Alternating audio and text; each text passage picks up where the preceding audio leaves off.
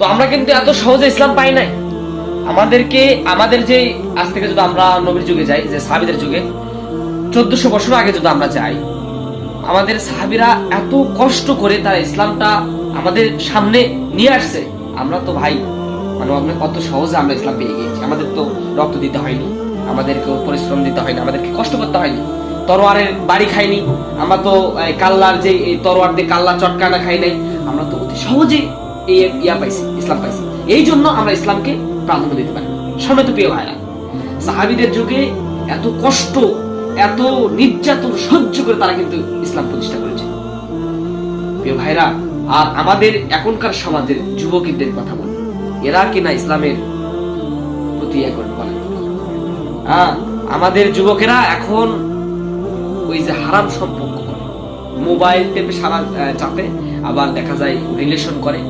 যেখানে যান, আমি এই যে ইউনিভার্সিটিতে, বেশ কয়েকটা ইউনিভার্সিটিতে আমি গেছি বা বিশ্ববিদ্যালয় কলেজগুলোতে গেছি, যতটুকু পারি গেছি আমি, তো দেখেছি এতটুকু নোংরামি এই মা বাবা ওখানে পড়তে দিয়ে পাঠায়, এটা আমার বিশ্বাস হয় না। কারণ আমি নিজে চোখে দেখেছি, ওই গাছগুলো থাকে ওই কলেজের মধ্যে, তো ওই কলেজের মধ্যে গাছে গাছে গাছে গাছে দেখা যায় একটা ছেলে একটা ছেলে একটা, যারা আপনারা প্রায় দেখেছেন, যারা কলেজে ঘুরছেন বা বিভিন্ন কলেজে ইউনিভার্সিটিতে গেছেন, তারা অবশ্যই আপনারা এই জিনিসগুলো ফলো করেছেন। তো আমি এই পিতা মাতার উদ্দেশ্যে কিছু কথা বলি।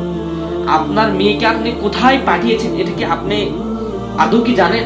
আপনার ছেলেটা কি করতেছে এটা কি আপনি আদৌ জানেন? না, জানেন না। আপনি যদি জানতেন প্রিয় ভাই, কখনোই আপনার মেয়েকে আপনি ইউনিভার্সিটি কলেজে পড়াতেন না। বলবেন হুজুর পড়াতে মানা করছে, না পড়াতে মানা করি না, কিন্তু এত নিকৃষ্টতম এই কলেজ ইউনিভার্সিটি গুলো বাংলাদেশে হয়েছে যা আপনাদেরকে আমি বলে বোঝাতে পারবো না। নিজের চোখে দেখেছি আমি, হাজার হাজার স্কুল পড়িয়া কলেজ পড়ুয়া শিক্ষার্থীরা এই গাছের গোড়ায় গোড়ায় বাদাম একজনকে ছিলে দিয়ে একজনে খায়, বিভিন্ন জিলায় ভরে গিয়েছে কলেজ ইউনিভার্সিটি গুলো। এই জন্য আমি যারা আমাদের দিদি ভাইরা আছেন, আপনাদের মেয়ে ছেলেরা যারা কলেজ ইউনিভার্সিটি গুলোতে পড়ে, তাদের উদ্দেশ্যে একটা আমি কথা বলি।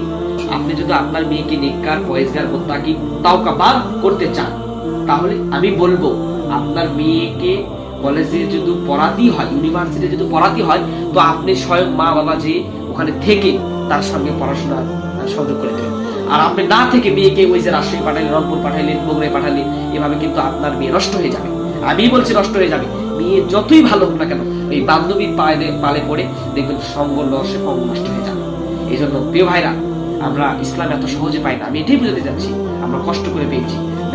নারীরা আগে যখন সাহাবীদের যুগে নারীরা কেমন ছিল জানেন? ওরা যুদ্ধ করতো, ঘোড়ায় চড়ে যুদ্ধ করতো।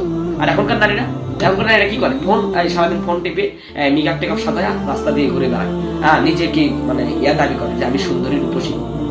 আর আগেকার সাহাবীর যখন স্ত্রীরা, তারা কিরকম ছিল?